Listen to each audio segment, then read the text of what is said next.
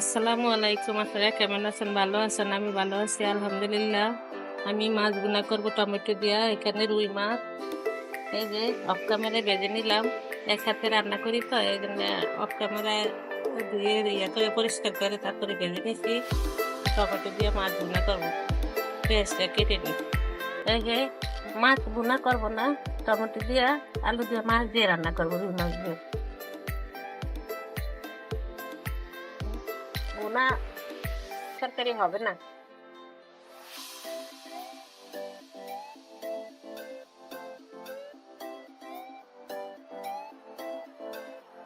পেঁয়াজ পেঁয়াজ দিলাম, লবণ দিচ্ছি, তেল আর আদা রসুন।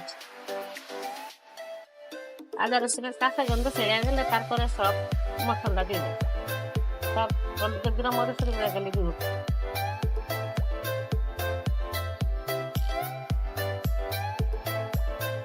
একটা দিব হলুদের গুঁড়া 1 চামচ,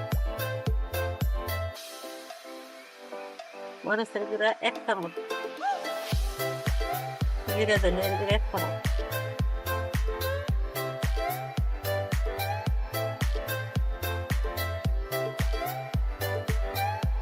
একটু ফাটে দিব।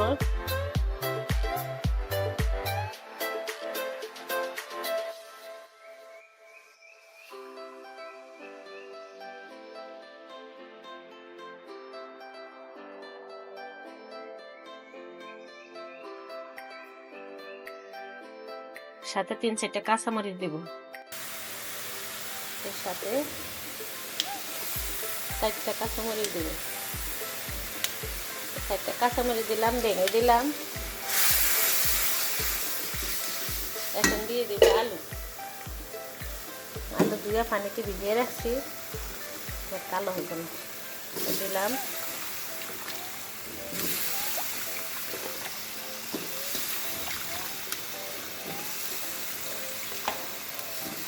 নতুন আলু, শীতের দিনে নতুন আলু টমেটোর তরকারি ভালো লাগে, এই জন্য রান্না করতে আসি।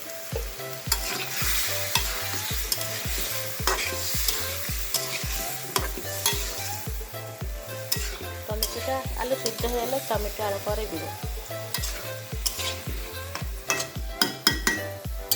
রেখে রাখলাম,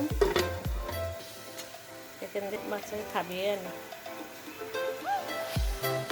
এই যে দিয়ে দিলাম ঝোল, মাছ, টমেটো, আলু সব কিছু দিয়ে দিলাম অফ ক্যামেরায়। এই যে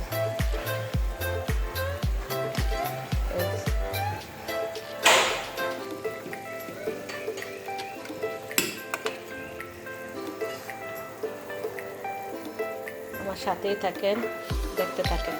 এই যে টমেটো দিয়ে, আলু দিয়ে, রুই মাছ দিয়ে, নতুন আলু দিয়ে রুই মাছ দিয়ে রান্না করছি। খুব সুন্দর হয়েছে রান্না। আপনারা আমার ভিডিওটি দেখবেন, ফুল ওয়াচ করে। আমার ওয়াচ একটুকু হয় না, আপনারা একটু দেখবেন, আমার একটু সহযোগিতা করবেন, আমার সাথে থাকবেন, আমার একটু এগিয়ে নিয়ে যাবেন। ভালো থাকবেন, লাইক, কমেন্ট, শেয়ার, সাবস্ক্রাইব করে দিবেন। আমার সাথে থাকবেন। আল্লাহ হাফেজ।